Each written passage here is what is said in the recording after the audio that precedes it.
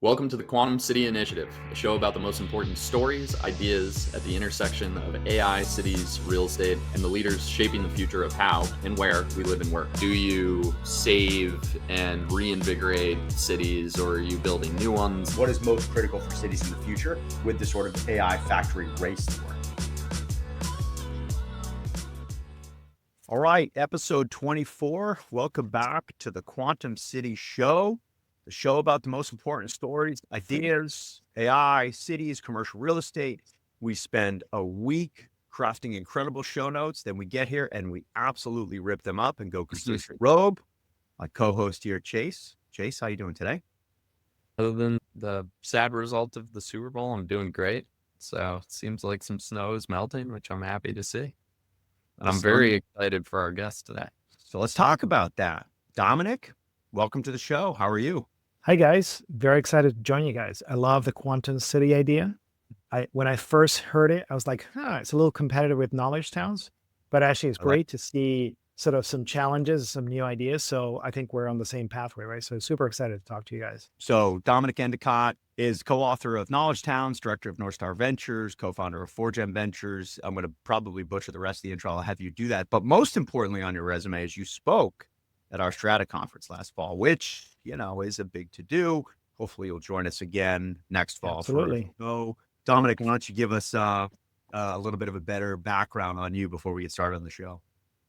Yeah, so I am British. I grew up in Barcelona, but I've been in the States for a long time. So and my accent's kind of become at least transatlantic, if not pretty American.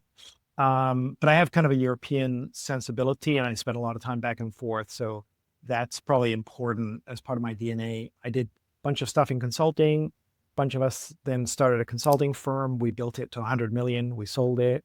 Then we set up a venture capital firm that's raised about $500 million. My best exit from that is a company called Jitterbug, which people remember, the big button phone for older people. So I sort of got into age tech. That sold to Best Buy for $800 million. And after spending a bunch of years in venture, I started to think a lot about, could venture be a tool for economic growth? And because Europe is behind on venture, they take it much more seriously than the US. And so you've seen huge investments in creating what I call localized venture capital. So rather than everything being in one city like London or Paris, in Europe, it's much more distributed. And they've really done a good job at opening up probably 50 to 100 venture capital markets. Whereas the US, you're seeing it extremely concentrated. And in fact, it's reconcentrating back to Silicon Valley and maybe New York and maybe Boston, maybe Austin, right? But actually, it's not really used as a tool for economic development. So I started thinking about venture capital, the role of universities, and placemaking, and could they all be brought together to create a new engine of economic growth? And that, with my co-author David Staley, became the genesis for this book, Knowledge Towns. And we wrote it in 21, so in the middle of the COVID period. And I think the part of the inspiration is, with remote work becoming a real thing, was that going to change the geography of innovation in the US? And could that create an opportunity for secondary and tertiary locations, whether it could be cities and towns that are kind of away from the core metros, or even districts inside those metros that had been kind of ignored and hadn't really seen the economic growth? I got a lot of questions because there's something I wrote down, which is completely rogue from the show notes. You made a comment when you were speaking at Strata about basically the way I interpreted it is, and it was because I moderated the panel, was venture capital should come here and save the world here. Speaking from a venture capitalist, I loved that. But let's talk real quick. Just what is a knowledge town, and how is that different? Because maybe then a smart city is a knowledge town just a smaller version of a smart city, and then how is that different from, I guess, how we were originally thinking about it, coming from the Boston market here, which is a known college town with incredible sort of talent density. What is a knowledge town, and how does it play into this notion of these quantum cities or smart cities?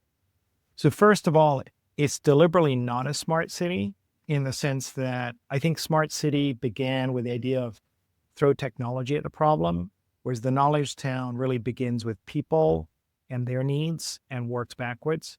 I would actually argue that knowledge towns may become places of digital detox, where actually you're going to reduce the imprint of kind of technology, and they're going to be havens where people can actually have more personal communication. So that's sort of one element. A really good example of an emerging knowledge town is Burlington, Vermont, where you have the foundation, which is UVM, as well as other colleges there. It's a beautiful place. A lot of people have congregated around that. And you saw the emergence of a group of venture capitalists that came together to create what's known as the Hula Collective. And they created both a space, a beautiful, probably the nicest co-working space that I've ever been in, right on the lake, which has become effectively the nerve center for the Burlington area and really for Vermont, but also then created a venture capital fund of scale. And they probably invested about 200 million at seed level. That's attracted another 800 million of follow-on. They just had their first major IPO. This company, Beta Tech, went IPO at around $7 billion, which is a pretty amazing thing. And this company actually started really originally out of Harvard in Boston, but in a sense didn't get venture capital from the Boston area because Boston doesn't do enough deep tech. Got it in Vermont, and they were able to effectively use that to create this great venture capital ecosystem. And so for me, a knowledge town has three elements. It has the venture capital piece, it has the placemaking piece, and it has the talent attraction. And then the university can be a key player, but often the reality is many universities don't understand how to play the game. They're still stuck in an old model. And so they're not leveraging their assets in smart ways. But other players can come together, create collectives, raise their own capital, and then in a sense, build around the walls of the university, right? It doesn't have to be led by the university. So Dominic, there are a couple of things, and I read the book, and what I really liked about it is you really kind of talk about an outcome, and this has always been my gripe with the smart city, which is, to your point, it leads with technology. And kind of breaking apart what you just said, right? I think we can all agree that it starts with human capital, right? It's very, very hard to attract, actual capital without human capital. When you think about the venture piece and, our last business that we ended up selling to a group called Advanced Publications, we had a similar thought process, very different model where, it's called American Inno. And we believed that, from an economic development perspective, you needed to try to take and bottle up not just what was happening in Silicon Valley, but if you go further back in history, you will see that great kind of economic progress comes from, innovation tending to cluster, whether it's the Industrial Revolution, Auto Revolution, Detroit, and those things. Specifically to the venture capital piece, I think what we tend to see, and if you remember Steve Case from AOL tried to do Rise of the Rest, right, where he was trying to get, capital into these kind of non-core tech hubs, can you just talk a little bit about, for people who might not be as familiar with venture math, right? Venture math it's a very difficult game where whether it's the top decile or top quartile tends to achieve the returns that investors are looking for. I think somebody described it as, Babe Ruth baseball. You have to swing very hard. You have to have a model that tolerates failure, and 10% of a portfolio is, expected to drive 3x of, venture is a very strange class of investment, right? Because for each individual investor, the chances that you'll actually succeed is very low, right? So most venture capitalists fail. They fail all the time for a long time, right? So it's actually a difficult profession in terms of looking back and saying, what have I achieved for the last 10 years?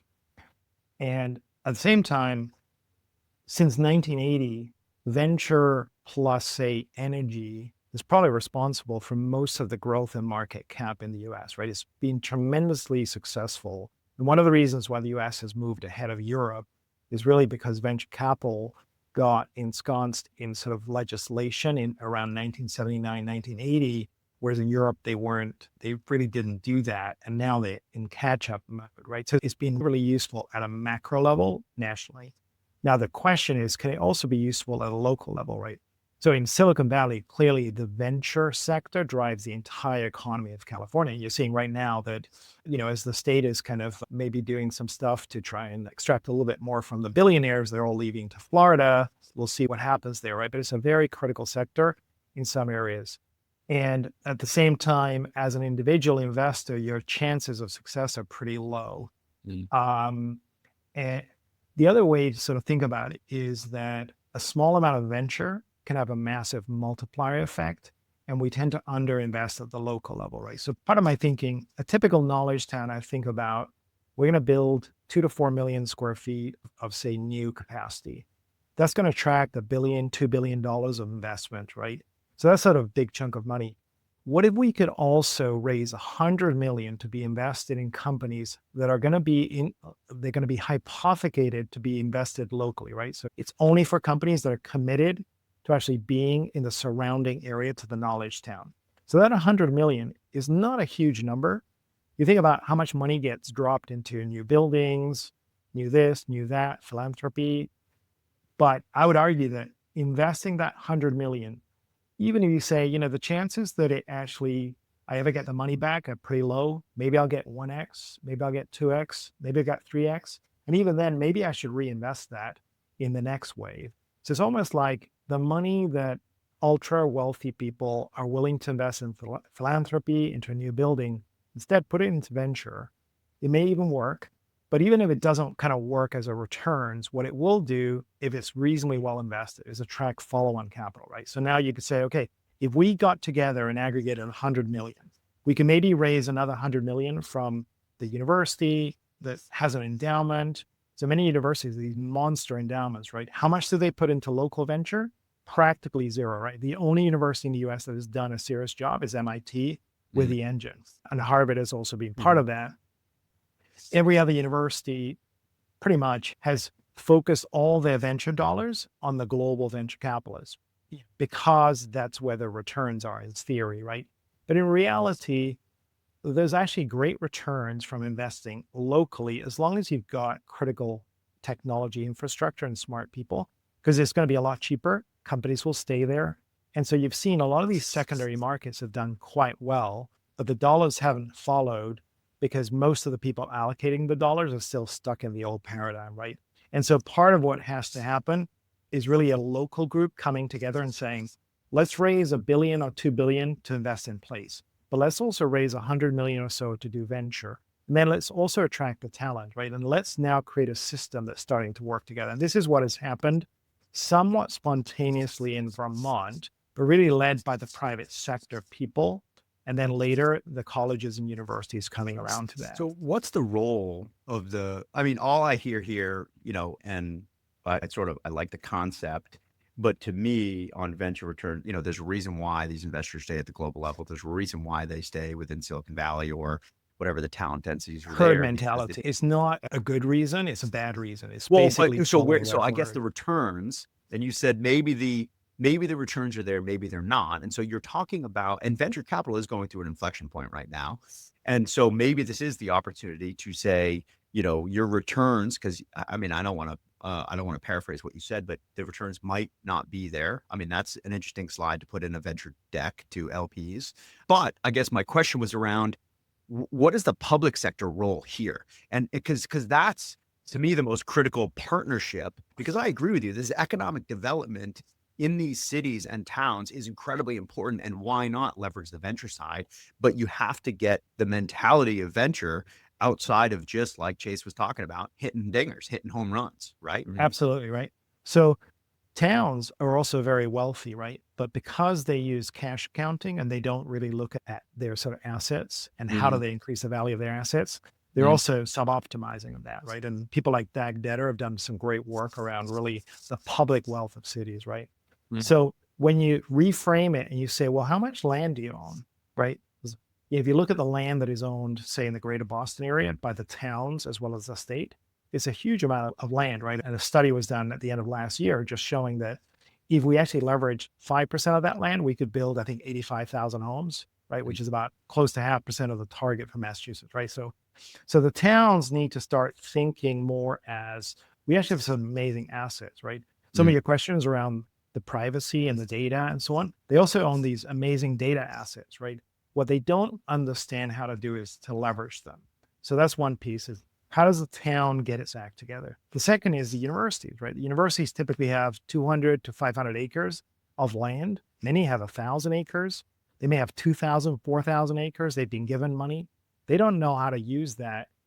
They've typically used it for university-centric ideas, right? So we need some more student housing. We need a new research lab. We need this, we need that. Mostly those are low productivity uses of that money. In fact, the amount of research capacity that's been built over the last 5 years by universities boggles the mind, just as, effectively AI-based research is making that model completely obsolete, right? So now what's happened over the last 5 years is they used all the STEM money, they've gotten into debt, they built these Taj Mahals, and mostly they're useless because the world's moved on. Now they don't know what to do with it. Meanwhile, they've been underinvesting in their core plant. So they've also got something close to like $1 trillion of technical debt, or, effectively real estate debt, that they're never going to figure out how to deal with, right? So that's the reality. Is effectively a lot of the higher ed model is, I don't want to call it bankrupt, but let's say it's well over its skis, right? Mm-hmm. And yet at the same time, they have these assets that could be leveraged into creating solutions for the community, say workforce housing, and other kinds of models, maybe a hospital, maybe, it could be anchor an entire new community. But so they need to also be party, right? So you need town and gown to come together. Ideally, they need to integrate with the local kind of ultra high net worth and the people with money and the large companies around there. And the problem is that doesn't really happen. There's nobody really leading. Part of it is that the people that used to lead in New England, for example, that had built companies and had been there for many generations, really had a sense of giving back. I think because most of the companies have been acquired, people have moved on, everybody's kind of in their silo. Nobody feels, it's almost a taboo to say, hey, let's get together in a smoke-filled room and actually think about the future. It's like, we don't want to do that anymore because it feels bad. But actually the loss of that kind of activity means that we're not doing what needs to get done. This is why I think the Hula group in Burlington is an exception, because they said, hey, why not? We've made money. Let's plow that money back into the community that we love. Let's make this community amazing. I think more places are going to be waking up to that opportunity. So a couple of things on that, starting with, I think one of the benefits of, let's call it failed venture, that often goes overlooked is it's R&D, right? Yep. And I think a lot of communities, save for Silicon Valley, they have a lower tolerance for, failure, right? And I think what Silicon Valley has created is kind of magic in a bottle of failure, big or small, is viewed as something that is an investment that can be reinvested into future success. And, venture is not the only mechanism, right? I think where we see some misalignment is a lot of higher ed has become an asset management business versus, educational and research kind of foundation, which is obviously how they started.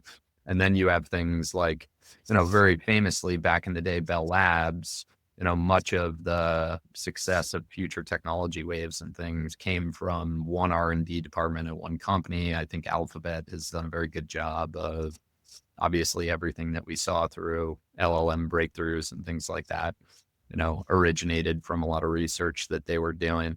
If you were advising, say, a town or a city to think about, I would say, incentive structures for the different ways where you can kind of get this, risk capital that goes into educating people for the pace of change of technology, how should they be thinking about those different levers, whether it's incentivizing kind of the big corporations from an R&D perspective, and obviously some of this lives at the federal level, but whether it's institutions and research grants or venture capital, like how do you think of a healthy mix of those things from an ecosystem perspective? So I think going back to human talent and people as the center of this, right? Yep. Both because the reality is we design the world for humans. That's who we are. That's who we designed for. But also that humans are the most powerful tool of economic development, right? Any startup, regardless of AI, right? Ultimately, it's really the human that's doing the prompting that draws the value So I think thinking about humans and how do you attract humans, I think thinking strategically about what kind of people you want to try and attract and retain and grow and scale, right? And so one way of thinking about it is there are about 100 million knowledge workers in the US. The top 10% of those typically have a lot of flexibility because they probably made money, but they also have skills, right? They're people that are starting companies, they're running divisions of businesses, they may be running an institution like a college or a department of a college. So they've had some success and they are potentially really keen to do a next chapter, right? And so how do you attract them to come to your location and be part of the next chapter? In order to do that, what do they need? They need places. And that means both affordable and abundant housing, right? So you need to build enough volume of housing to ensure that, they're not priced out, right? Because a lot of these amazing places that people would love to move to, they're priced out. Or even if, the top 0.1% can buy the nice home, they can't build a company there because nobody else can afford to move there, right? So placemaking becomes the first hook, right? This is where if you could say, hey, we've got all this land that the town owns, the university owns, maybe there's a tired retail mall that, we could put all of that together and go build a ton of great housing, but not just sort of spread out all over the place. Let's actually make it into a place that is walkable, bikeable, connected to nature, high quality experience, great for kids, right? We all know what we all want, right? So let's build something like that. That then attracts the talent. But if you only have that, you also need mechanisms to support the formation of new businesses, right? So it could be venture capital or some other kind of funding mechanism, even reawakening the local banks to be supportive of new company formation, right? And it doesn't have to be a venture model. It could be starting a new boulangerie, right? It could be becoming a small scale developer. And so part of the job really of these local anchors is to, in a sense, make the first move, create kind of the foundation and the platform, and then orchestrate and open it up to others and say, okay, now that we've done sort of the heavy lifting, we've created a platform. Now we can invite other players that could be larger ones to come in and say, put a $50 million hospital or to start a wellness store or do so you may attract some brands, but also you want to open up enough of it for spontaneous development. And now people feel they're part of building the future, right? And so you think about all these young people that are priced out of, say, Eastern Massachusetts or California, the big cities in California. If you could say, hey, you could move, an hour, 2 hours, 3 hours from where you're from, you could be part of actually the foundation or refoundation of the city or town around the university. It's going to be an exciting adventure. We're going to do the best to kind of make it a good context, but actually we want you to go and rip, right? You go do your best version of you. And this becomes this growth, exciting opportunity for people of all ages. It could also be like people in their 50s, 60s that want to reinvent themselves. They want to downsize. Now they can bring all of those skills and talent. And you could see young people and more mature people working together, right? So I think this is really the future. It's going to be a decentralized innovation model. I think you guys talk a lot about nodes. I think a lot about nodes, right? So you could actually think about a series of nodes that are connected. So none of them becomes too overwhelming, too large, too disruptive to the sort of the macro. People don't want massive levels of change. By going nodal, you can actually get a lot of capacity, but you can distribute the load and you're almost building kind of this internet of these amazing places, right? So I think there's a way to do this, but it won't happen by accident. You need a little bit of design top down. You need some capitalization. The other piece is the funding, right? So the data center guys and the AI guys have been really good at telling a great narrative and sucking up all the funding, right? It's like we're going to invest $1 trillion, $2 trillion, $3 trillion, right? Now, if you say, actually, from a placemaking perspective, well, how much funding do we need, right? Well, I would argue we need at least 10 million homes in the US. If you say that's about 1,000 square foot per home, that's 10 billion square feet of residential. You probably need another 10 billion feet of other stuff around that residential. So it's 20 billion square feet, at $500 a square foot. That's a $10 trillion opportunity, right? Okay, that's a big number, right? So that should actually be attractive for funders that want to put a lot of money to work. The problem is that it's disorganized today, right? Because it's distributed. Yeah. And the funders are used to putting money into New York City or Boston or San Francisco. They don't want to have to figure out, which of these 500 locations is the best one. So you need almost like a disaggregation mechanism. So I like to think about like Starbucks is a great way to say, like, I like the thesis of the coffee store, but I don't want to figure out every single location. I'm going to outsource that to Starbucks. Like, let them create the model. They'll figure it out and they'll do a good job. I just put money at the top and then the system kind of figures out. I think you need some version of that. So part of my thinking is around creating kind of a funding mechanism that can take quite a lot of capital and then pour it into these locations. But critically, what you need is those locations need to do the first move, right? If they don't have skin in the game, if the locals are still talking past each other, if they have no vision, why should the capital markets get interested in that location, right? So if you don't make that first local move, you're not going to get capital. So speaking of capital markets, and you brought up the AI, well, you were the first one to bring up AI, I think. I don't think I did, but. I did, yes. So mea culpa. So let's talk about that for a second, okay? So Amazon, there's a lot of money going to AI, right? Understatement. Yep. Amazon announced $200 billion in AI-related real estate spend. Okay, that's just Amazon. Microsoft, $150 billion in real estate spend. Alphabet, almost $200 million. Meta, almost $150 billion. Sorry, these are billions. I don't know if I said millions. These are billions. Okay, so that's almost $1 trillion in spend, and they're not the real estate and the data centers are not going to New York, SF, Boston. It is going to these distributed nodes. How do these massive data centers going to these secondary cities impact your thought on knowledge towns? Because the capital is going to go there. They're looking at spaces outside of Pittsburgh. They're looking at spaces all over. Is this going to destroy your vision because nobody maybe wants a data center in their backyard, these massive infrastructure, or will it help accelerate what you're talking about? Because you said we have a funding problem. Well, there's $1 trillion now from Amazon, Alphabet, Microsoft, Meta, and so on. I think that if you sort of step back, right, how much wealth is there in the U.S. economy alone, right, leaving aside the rest of the world, right? So I think the last number is about 180 trillion in wealth. That's typically, GDP is about 30 trillion, right? So there's kind of like a 5 or 6x wealth to GDP ratio in the US, right? So assuming that GDP continues to grow at a fairly healthy clip, right? Then you're going to see the wealth of the US increase to maybe 250 to 300 trillion, right? So there's another sort of 100 trillion of wealth that may be coming down the line, right? There's a lot of wealth being created. I would argue that what AI and the data centers have done is really the first move, which is sort of the platform. But now what we have is these amazing tools that are able to make us all look a lot smarter, do a lot more. I see this in my knowledge towns work, right? It used to take me maybe a week or so to develop an interesting knowledge town strategy for, say, a given place.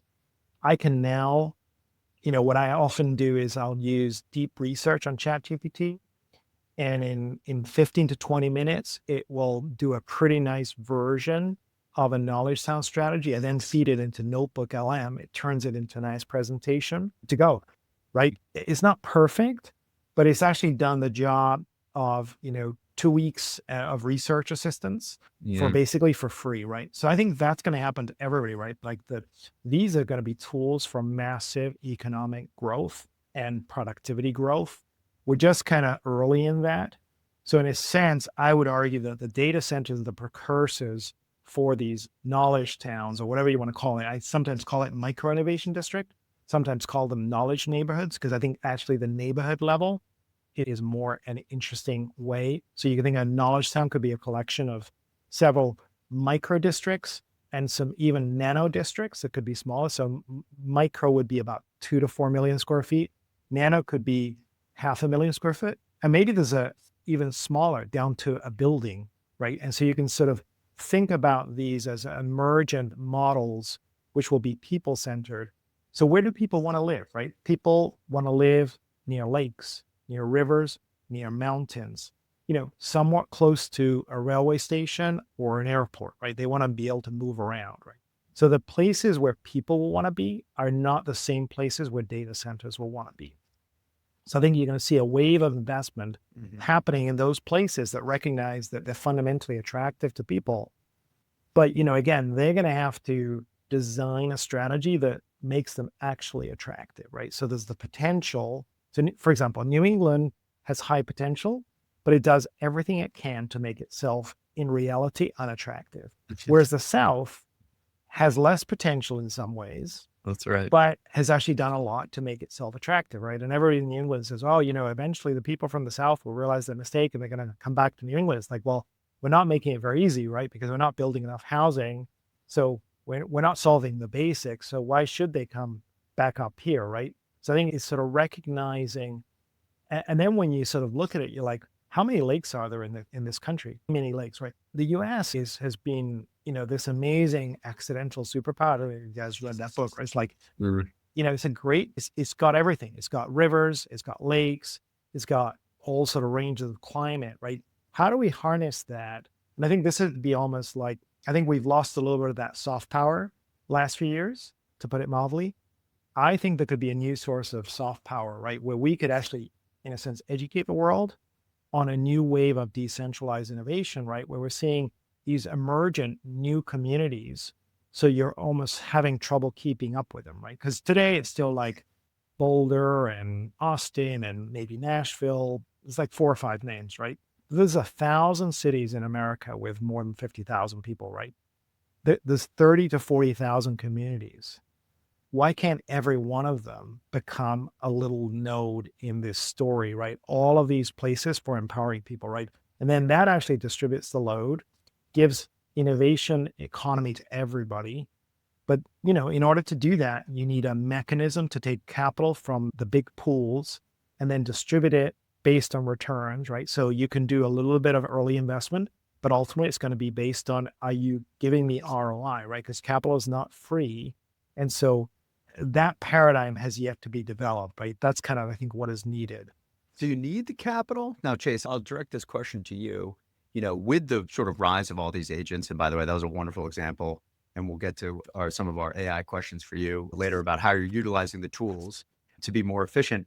If you built it, they will come? Is it if you have a fund, they will come?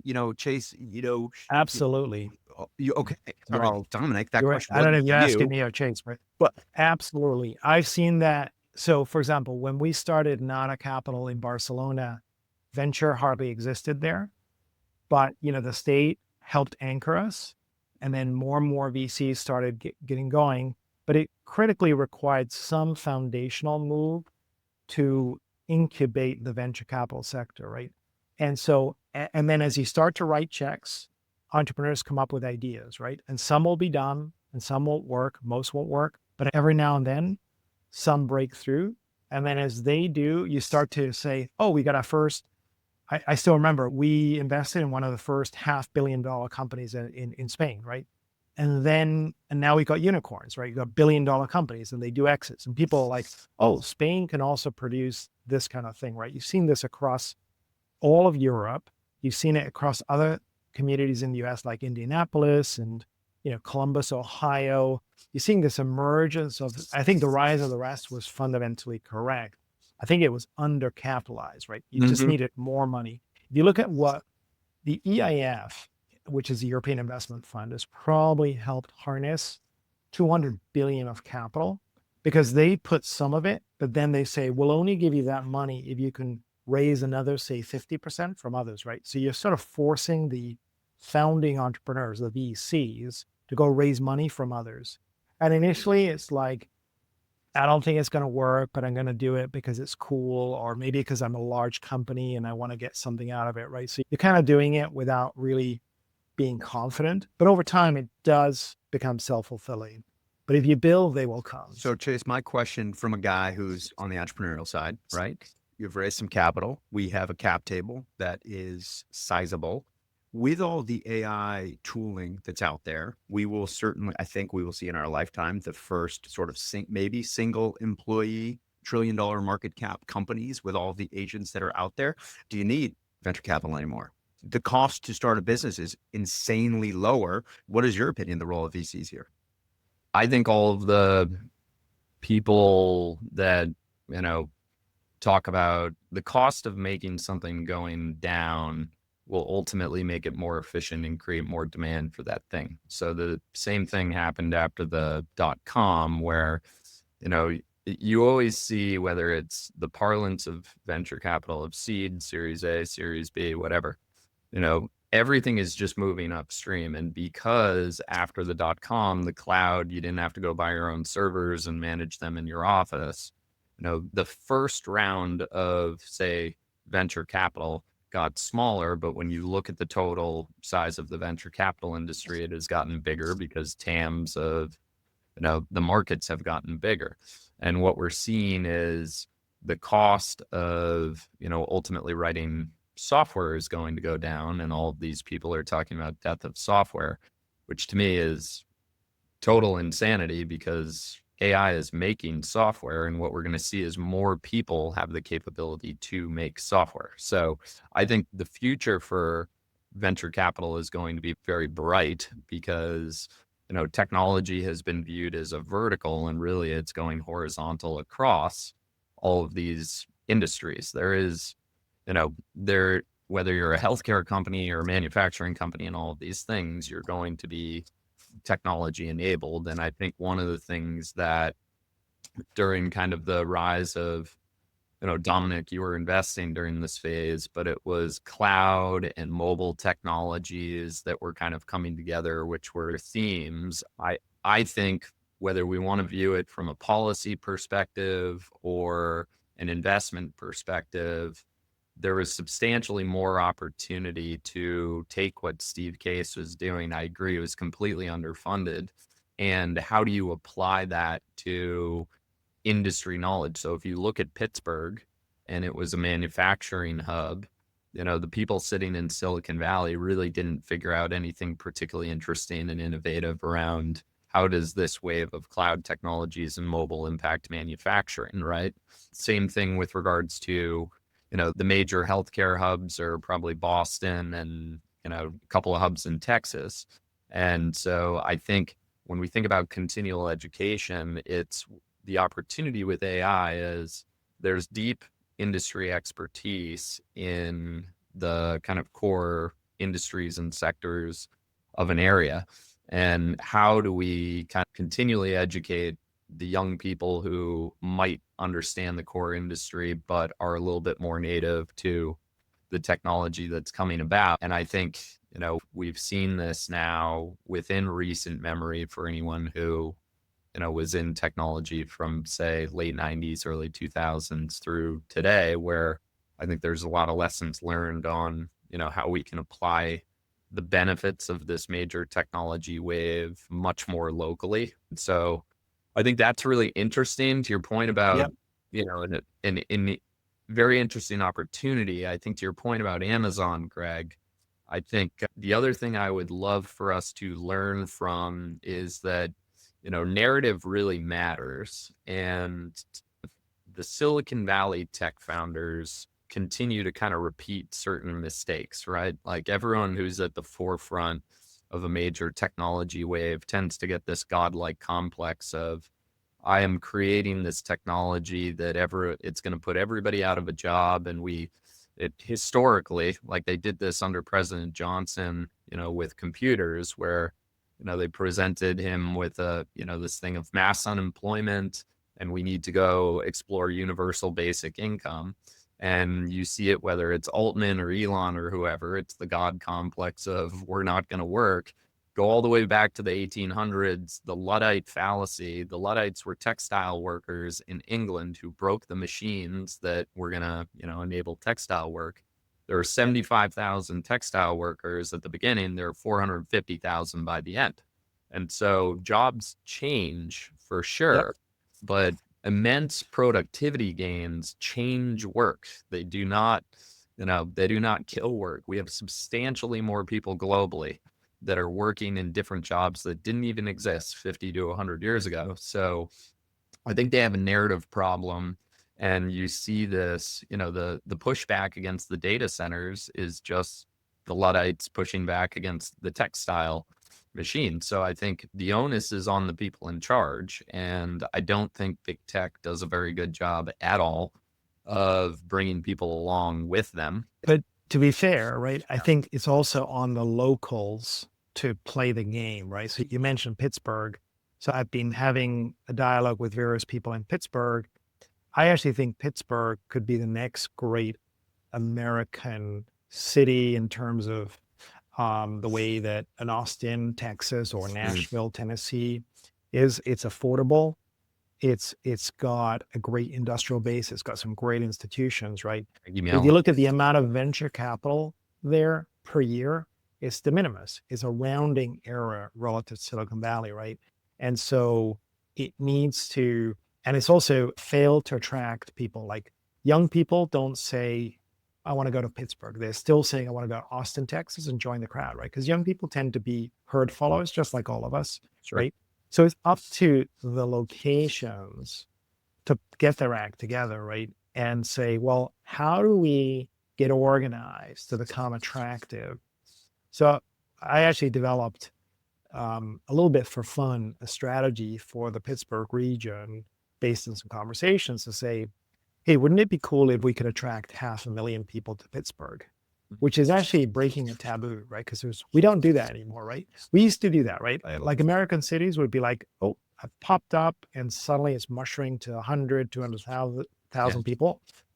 Pittsburgh had that for a moment. It went up and then it went down and now it's flat. That in a lot of old industrial cities, right? So how do you break the taboo and say, no, actually, we want to attract people? And then once you start thinking that way, you're like, well, how do I attract people? Well, I need jobs. So how do I create jobs? Well, I need startup companies that will provide those jobs and grow them at sufficient scale so that those people that are earning relatively high income jobs can come in. That cascades through the multiplier effect into more jobs. And then eventually I'm going to need more housing. And so you've got to be thinking, it's a little bit like thinking like a company town again, but thinking in a much more diversified way, right? But today I believe it's sort of a taboo. But now with, I think, California Forever and some other efforts at actually saying, well, why don't we create a new city in California? Like, who says that can't be done, right? They're doing the same thing in England, right? They're exploring, should Cambridge, England be 5 times larger? Should we build a string of cities between Oxford and Cambridge, right? Where there's a lot of demand. So I think the West, we've become it's almost like a taboo question to actually want to have growth. And I think that's where you need to begin. Yeah. And writer Matthew Iglesias made this case where the US's goal should be get to 1 billion in population. And, he had some very thoughtful things around, obviously, the country's DNA is based off of those pioneering people who are willing to cross oceans to come here. And I think that it was a very compelling case. And then if you can create, a competitive system locally where, to your point, these towns and regions are thinking and marketing themselves, how do I differentiate my product? What's interesting was I read an article, all of these Taylor Sheridan shows, up in Montana or Wyoming and now in Texas are, I think it's a combination of probably some good local policy, but to the points you're making, it's scenes of nature. It's a certain type of person who has a way of life. Like, it'd be very interesting to see more people thinking through storytelling of how do we combine the right local infrastructure? Who is our target demographic for, the economic skills that we need? How do we do better storytelling to? Absolutely, right. And my experience, right, is when you go to any place, right, there's a love of place, right? People will say, well, this place is special because of this, that, the other, right? And, there's probably like somewhere around 200,000 neighborhoods in the US, right? So each of those neighborhoods has their own story, right? And a little bit of rivalry and something about their special, right? In a sense, right, what the suburbanization has done is decaffeinated those neighborhoods. It's made everything very sameish, right? Everybody's got a Starbucks and it's got a dollar store and so on, right? I think actually that's been terrible for us. I mean, I like Starbucks, right? But I actually would love to see much more of a kind of independent movement and each neighborhood telling their story, but then being able to sort of compete in the capital market. So say, hey, we'd like to raise $100-200 million to rebuild the neighborhood, right? And we think we have projects that will pencil out, right? So we're going to sort of respond to the needs of capital. We're going to get our act together, right? And almost then creating a competition to say, hey, I want to tell my story, right? And frankly, everybody should be telling their story. And I think Americans would move to all these neighborhoods. And then guess what? We'd have more babies, right? Because I think as families are able to move to neighborhoods that are self-consciously designing themselves to say reduce the speed of cars, increase the amount of housing, have more childcare centers. And as you get to certain neighborhood density per square foot, some things get easier, right? That's the other taboo. Yeah. Density is a taboo, right? But actually density is good, right? One of the reasons why cities go bankrupt is because they forget about density, right? That's what, Detroit was the first to go bankrupt because they basically spread themselves out. And then the economics of the cities don't work, right? Chuck Marohn and others have talked about the Ponzi scheme. Many cities are functionally bankrupt. Right. The solution is to actually build more where there's already quite a lot of stuff built out. So you're not going to take any more green stuff. You're just going to repurpose some of the streets, some of the highways, some of the commercial malls that are dying, some of the university campuses. We've already got the infrastructure, right? So the additional cost is actually quite low, but you're creating enough density to make the math of the place actually work out. So what role does commercial... Really quick, Greg, I think what's interesting about your point about location, Dominic, is, when you think about how the country was founded, ships to the eastern seaboard, and then even the ships that came through the Great Lakes down through the Mississippi River waterways. And then a lot of those locations were disrupted with the automobile and that suburbanization. What you're suggesting is kind of going back to the map of following the natural transit lines. Correct. Which is where people want to be, right? People want to be near rivers, near bodies of water, near mountains. And so, I'm not kind of like a car minimalist. Like, I think the reality is we'll have a car-based model, but we could complement that. I think EVTOL could be a very interesting addition. I'm actually working with a group around sort of an idea to say, could we reactivate secondary and tertiary airports through a combination of EVTOL as it starts to come into market, even drone for delivery. So it's going to make it easier to have a hybrid work style. I think the other thing is that I think remote work, hybrid work is here to stay. There will be a pushback to the office, but I think the younger CEOs, as younger CEOs start to have a kind of bigger role, especially if you want females to be in the workforce and you want, an opportunity to have, more babies, you're going to have to do remote, right? It's just the only way you're going to do that. And so you're going to have more hybrid work models that will open up these secondary locations, but then you need a transportation mechanism to make it. So if you're in Williamstown, Massachusetts, and you need to come for some meetings in Boston, it's not like a horrible 3-hour car drive. It could be a 60-minute flight for $300. You could do that, right? So how do you make so I think this is where we can use some new technologies to actually solve some of these problems. We can't reinvent the last 80 years, right? So the reality was still kind of in a car-dominated model. But I think you can start to kind of blend it with some changes that actually could be done quite quickly within, say, the next 2 to 5 years. And I actually think, I think rail could be reinvented through density, right? If you build enough density on the nodes, effectively, they can fund the growth of high-speed rail. And I think in particular in the Northeast, you have enough population density where you can make that happen, right? Yeah. So there are ways of doing all of these things, and you just have to think about the sequencing and think both visionary, but also very pragmatic. So you're proving out the early projects so the capital doesn't feel like they're going into boondoggle, right? You got to understand the capital. It is what it is. It has investment committees. And if you don't understand the needs of capital, you're never going to get the funding to make this happen. Yeah, and to your point, we have a lot of assets, right? I think it was FDR that required airstrips in every county because he didn't like flying into the major airports. Yes. So you always see those empty things. So if there's the right incentive structure, you could bring that utopia of short flight, non-major hubs, which would help economic proliferation substantially, right? So, I think that it's a wonderfully romanticized vision of the future that is lovely, Dominic. I think it really is. Like, I'm all about it. And you've captured, I think, lightning in a bottle in Burlington, Vermont. All I read about nowadays and all I see is public policy in the public sector, and the governors and et cetera in a handful of states are doing the best they possibly can to squash your vision.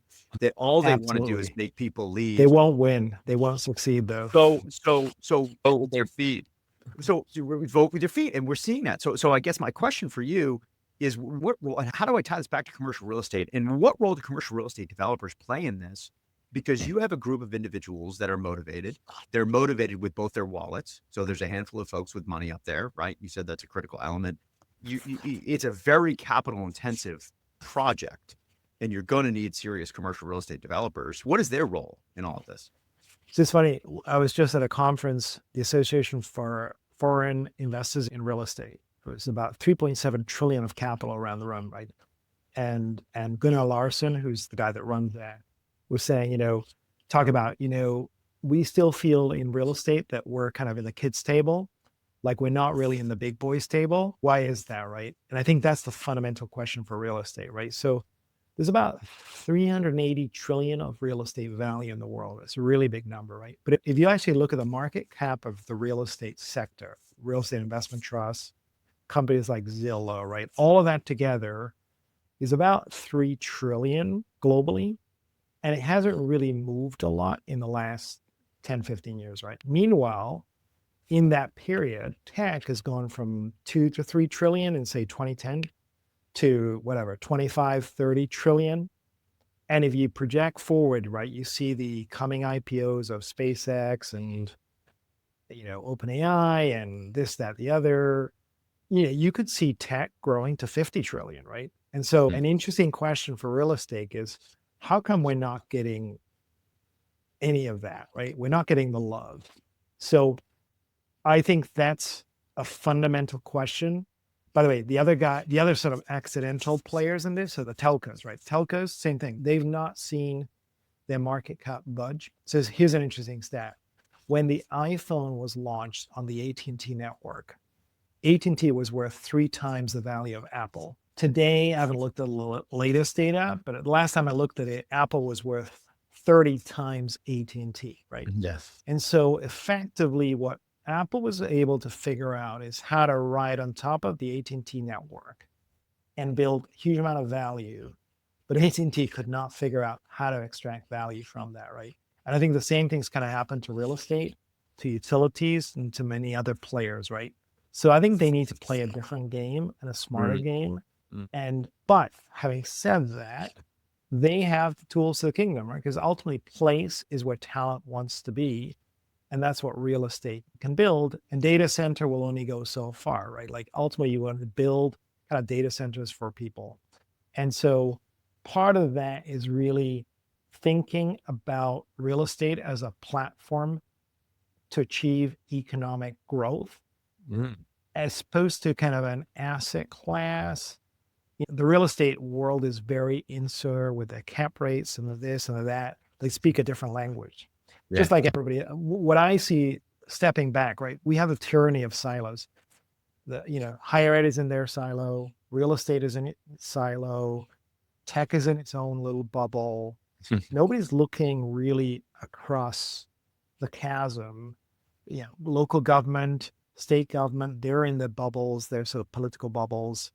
And I think it's almost every time you try and get out of your bubble, you get smacked because there's somebody above you that says, no, stay within your lane. Like your private equity, you do this kind of private equity. Your real estate, you do multifamily, don't start doing those mixed use districts because you're a multifamily, right? So we've created in a sense, a hyper specialization, local maxima, but we're not creating global maxima, right? We're creating local maxima. And so what you need is, I don't know if you've heard about foxes versus hedgehogs, right? Everybody's a hedgehog today. Jim Collins. Yeah, there you go, right? So what you need is more foxes, and it's people that are willing to cross boundaries. I think some of the people that are willing to do that are sort of great venture capitalists. Like somebody like a Mark Andreessen is willing to look big across industries, right? I think the best people in tech are licking their chops because they're saying, we took over, software, we took over media, we played in finance, but now we're going to go after the big ones, right? Real estate is education, health, right? So now that's why they're raising $15 billion, and probably the next will raise $30 billion. They're loading up to go after these big sectors. And so others can also do it, right? But they're leading because they're willing to think out of the box and think into the future, think a little romantically, but then actually get very practical around what are the first steps to start to build to that romantic vision, right? So you need kind of a stretch vision that feels a little crazy.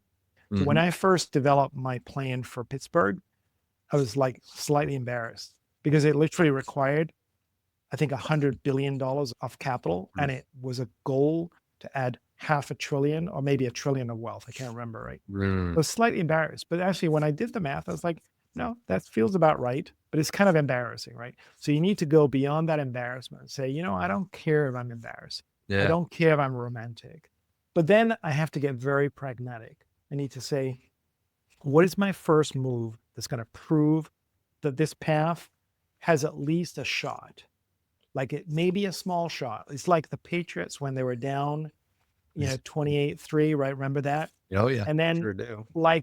the first move was like the first, down, right? And then they scored. And then they started to shift the narrative. It's like, hey, maybe they can turn this around, right? We need to be thinking that way.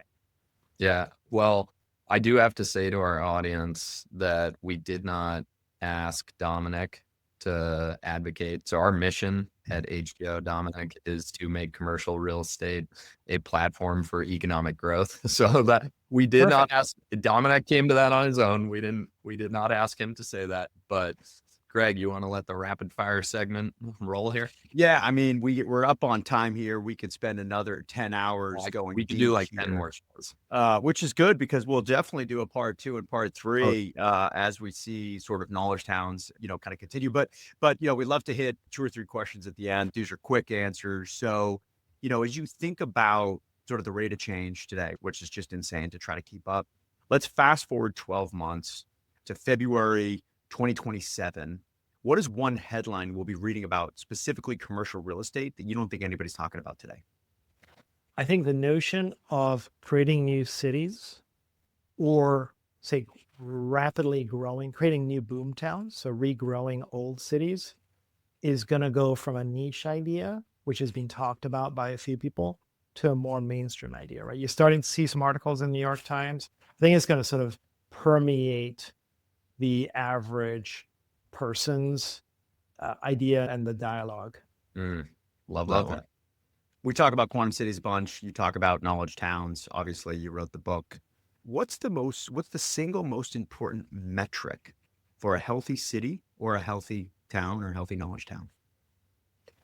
I would say it's 2 things that are intertwined, which is walkability and personal connections. And I don't know if you guys are familiar with the Donald Appleyard charts, where he basically showed that as the speed of a street and the flow of traffic increases, the number of connections dramatically decline, and vice versa. As you slow down the streets, the number of connections increase, right? So I think the smartest thing that a city can do is to slow down the traffic, which everybody's going to hate, right? Because we all love to go really fast when we're in our cars, right?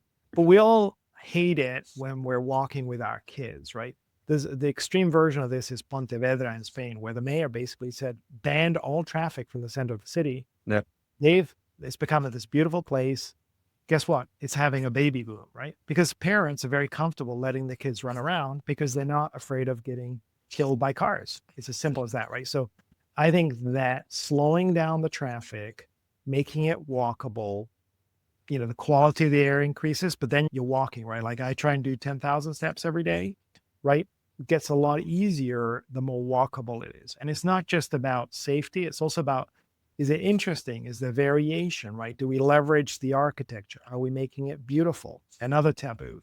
We're not allowed to make things beautiful anymore, right? We have to have ugly architecture. Right? So make it beautiful, highlight nature, make it interesting, walkable, create community. That's at the core. Everything else will actually work around. I will say, Savannah, Georgia was designed to slow people down. And as a Northeasterner, I definitely struggled with it when I was there. However, everybody knows everybody. I will say everything I've listened to you today, and my wife's got me watching some silly show. I don't know what it is on Hulu or something, but basically it's got flashbacks to the early 2000s. In the early 2000s, Chase and I were in college, and smartphones were just kind of getting there, but they're using BlackBerries, and they're using BlackBerries in the TV show. And I was literally Googling, where do I find a BlackBerry curve? Because I'm so tired of this device being on everywhere and everything that you're just talking about. Let's walk around more. So let's get rid of all this technology. We don't need this innovation. Let's go back and that's all. We could have digital detox, right? This is why I think actually the digital detox. So think about the college, right? Like college should be a place for human communication, right? Yeah. If you're on your phone, if you're on Zoom, you can do that from home. Thank you very much, right? College is a very expensive place for doing Zoom, right? So a lot of colleges are like wrestling with how to survive, right? Because problem with most colleges, their cost per student per year is about 50 grand. The net revenue after discounts and everything is typically in the 30s. So they're losing $15,000 per student per year. The only way to solve that for many colleges actually is to go to a model where they're running 3 or 4 cohorts instead of 1 per year. The way to do that is to say, listen, when you're in the college, it's digital detox, all about face-to-face interaction. The other stuff you can do from home where, your home's already there, or you're doing a co-op, you're doing something else. But the time there is very intentional, right? So I think actually a college that sort of figures out that could be the model, but also a town, right? Imagine a town like Pontevedra that says, you know what? We're going to be an avatar for walkability, right? Burlington kind of did that a little bit with Church Street, which became walkable. They made some other mistakes, right? But that actually was part of the first wave of rethinking a town, right? So I think the first one that has the guts to say, you know what? Cars have a lot of flexibility. We can kind of work around them. Look at Venice, right? Venice, there's no cars. Right. People park and then they walk. Is it perfect? Could you do it in New England? It's harder in the snow. But other places like Copenhagen have figured out how to solve snow and walkability. We're smart people. We could do it too, right? I think it'd be very interesting to be kind of the first community that says, we're going to do something interesting. The first college, the first community to make it walkable truly is going to win. I agree. Love it. Okay. What a show. That's a wrap, Dominic. We got nothing accomplished that we set out to, but I think the conversation was absolutely fantastic. Everything accomplished. We got everything accomplished. I got a lot to think about. We got part 2 and part 3. We're going to schedule with you, Chase. Anything else before we let Dominic go? No, I just want to thank you for coming on, because I actually, to your point about this becoming more mainstream, I think this is the top priority of the country, what you're articulating, because if you can rebuild a healthier social fabric, I think a lot of problems are downstream for that. So thank you for all the work that you've put into this. It's very compelling. Thanks, guys. That's a wrap. Hit the subscribe button. Check out the show notes. Thanks for coming out.